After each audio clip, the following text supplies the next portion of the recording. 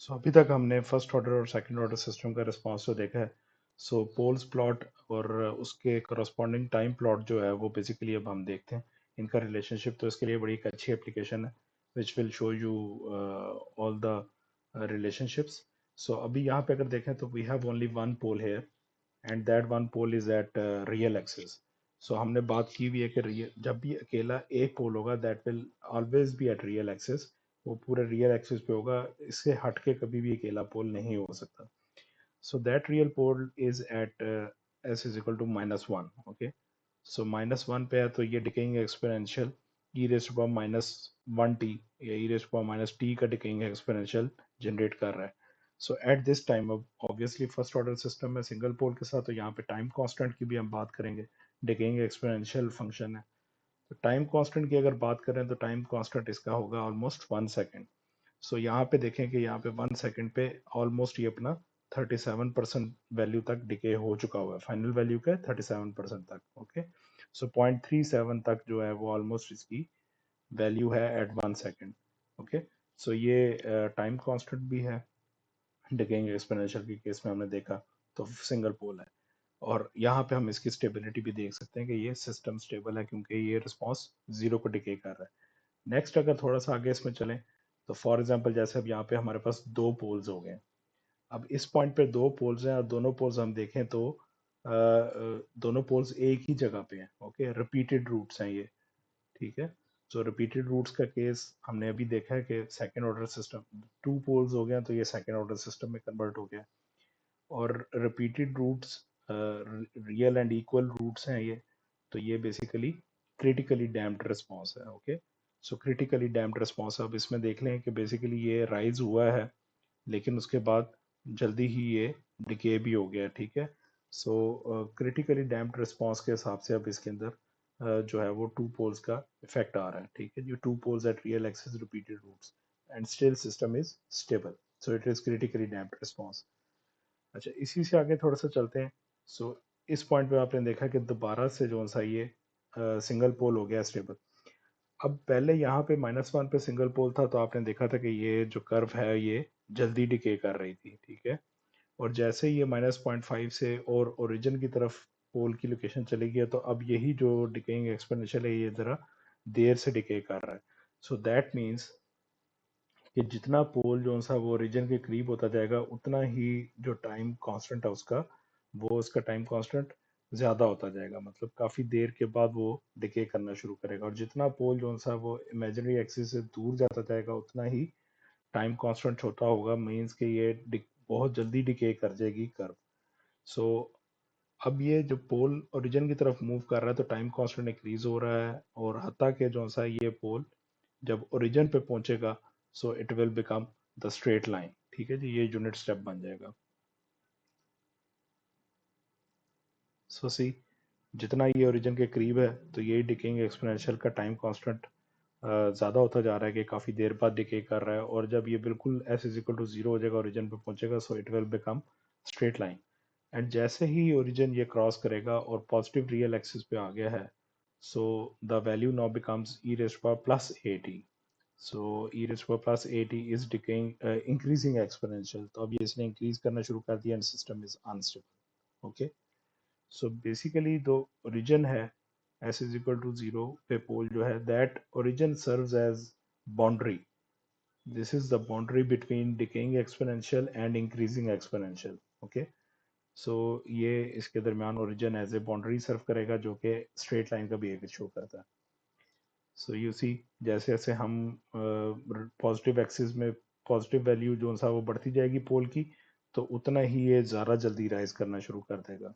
ठीक है जी, and still it is unstable क्योंकि ये पोल आर एच पी में आ चुका हुआ है। And when this pole is in L H P the system is stable. Okay, you see, so we are back to L H P, system is stable and it is decaying exponential.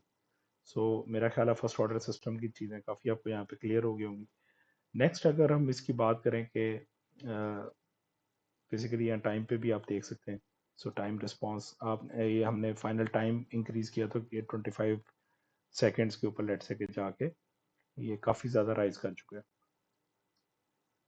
Okay, so अब further इसमें यहाँ देखेंगे again ये double poles हो गए हैं at real axis in LHP. So double and repeated poles, and now this system is basically critically damped. Okay, so इसकी damping कम है और ये जल्दी decay कर रहा है. So जैसे ही पोल ने रियल एक्सिस को लीव किया, so जैसे ही रियल एक्सिस से लीव करेंगे तो ये हमेशा टू पोल्स होंगे, ठीक है जी, and they will always become complex conjugate parts. so ये हमेशा कॉम्प्लेक्स कॉन्जुगेट पोल्स होंगे, and now it is again second order system, ठीक है जी, एंड क्योंकि LHP में है तो it is stable. Okay, so अब जैसे जैसे ये जो सा वो बढ़ते जाएंगे, सो यू सी के अब इस पॉइंट के ऊपर इनका रियल पार्ट भी है, and that real part is generating e raise power minus a t, ठीक है जी, जो कि डिकेइंग एक्सपोनेंशियल का फंक्शन है. और जो इसके ये इमेजिनरी पार्ट है, so that is generating sinusoidal function cos delta t. So ये now you can see this is generating. अभी टाइम को हम आगे देखते हैं तो देखें आप, this is generating decaying sinusoid. So you see, so this is actually sinusoidal but it is also decaying. Okay, so this system is under damped system, ठीक है जी. so under damped system में हमारे पास रियल पार्ट की वजह से जो सा वो डिके आ रहा है और इमेजिनरी पार्ट की वजह से साइनोसाइडल फंक्शन है. सो दोनों जब इकट्ठे होंगे, so this is called under damp system, तो it will become decaying sinusoid. So इसमें जो सा ऑसिलेशंस भी हैं और डिके भी है. ओके, सो अब ये देखें कि जैसे जैसे ये पोल्स रियल एक्सिस की तरफ मूव करना शुरू करें, इमेजिनरी एक्सिस की तरफ मूव करना शुरू करेंगे, तो इस इनका जो डिके है वो डिके कम होता जाएगा क्योंकि रियल पार्ट ओरिजिन की तरफ जा रहा है. हत्ता कि जब ये पोल बिल्कुल इमेजिनरी एक्सिस पे पहुंचेंगे, सो वहां पे रियल पार्ट हो जाएगा zero. So real part zero होने का मतलब है unit step. So that means के अब इनके दरमियान कोई भी डिके नहीं रहेगा ऑसिलेशंस में, तो ये बिल्कुल स्ट्रेट होनी चाहिए ऑसिलेशंस. और क्योंकि इमेजिनरी पार्ट है तो इमेजिनरी पार्ट की वजह से this will become a pure cos wave. So you see, जैसे जैसे हम जो सा वो रियल इमेजिनरी एक्सिस के करीब जा रहे हैं तो इनका जो डिके है वो कम होता जा रहा है, ठीक है, हता कि ये बिल्कुल इमेजिनरी एक्सिस पे ये स्ट्रेट हो जाएगा and this system will become undamped. Okay, so जितना भी अभी तो e raised power minus something part है इसमें, सो उसकी वजह से भी इसमें डिके है, ठीक है जी. लेकिन जैसे ही ये ज़ीरो हो जाएगा, ठीक है, रियल पार्ट, तो उसमें बिल्कुल डिके ख़त्म हो जाएगा and this will become undamped. It will be pure cause function, pure sinusoid. So pure sinusoid है तो फुल बाउंस है इसमें, इसमें कोई भी डैम्पिंग नहीं है. So that's why it is recorded as undamped system when these poles are at complex conjugate poles are at imaginary axis only. So अब देखें कि ये imaginary axis, now this imaginary axis serves as a boundary again. So जैसे ही हमने देखें कि थोड़ा सा पोल आगे क्रॉस किए हैं, सो सिस्टम साथ ही अनस्टेबल हो गया. ओके, इससे पहले स्टेबल था, सो ये अनस्टेबल हो गया and now it is rising exponential, ठीक है. सो थोड़ा सा ही पार्ट आ गया तो ये still it got e raise to power plus 80. So plus something very minor value it got, but that also uh, contributing in increasing exponential. तो ये increasing sinusoid है. ओके, सो देखते जाएं जैसे जैसे हम जो सा वो बढ़ाते जा रहे हैं तो ये अब साइनोसाइड है due to this imaginary part and due to this positive real part.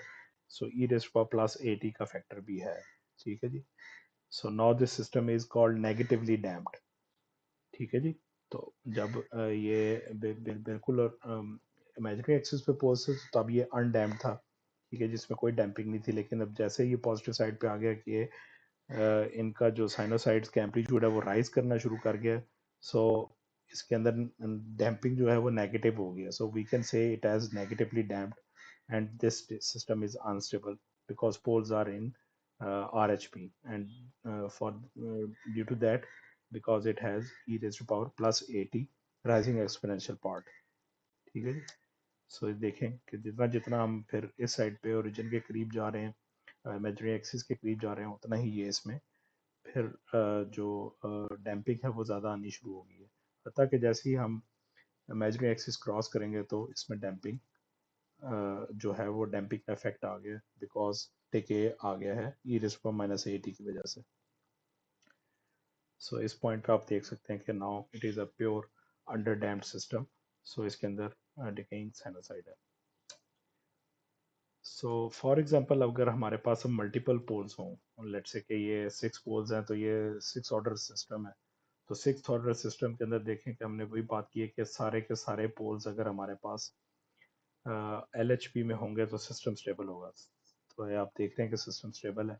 अब यहाँ पे क्या है, कॉम्प्लेक्स कॉन्जुगेट पेयर्स हैं। तो डिफरेंट फ्रिक्वेंसीज की जो है वो डिकेइंग साइनोसाइड्स कंबाइन हो रही हैं। सो ओवरऑल जो टोटल हमारे पास फाइनल फंक्शन आ रहा है that is also a decaying sinusoid. Okay, लेकिन अब जैसे ही हम बात करते हैं कि जितने भी पोल्स हों सब के सब एलएचपी में होंगे तो सिस्टम स्टेबल होगा, और अगर कोई भी एक भी पोल अगर आरएचपी में चला जाता है तो सिस्टम विल बिकम अनस्टेबल। सो यहाँ पे आप देख सकते हैं कि अभी 4 पोल्स हमारे पास एल एच पी में थे लेकिन 2 पोल्स आर एच पी में आए हैं। So due to this increasing exponential the system became unstable. Okay, so ये इस तरह से जो सा वो पोल्स की आप देख सकते हैं कि किस तरह से ये पोल्स की लोकेशन कैसे प्ले करती है फाइनली टाइम रिस्पांस में, कि टाइम रिस्पांस क्या होगा।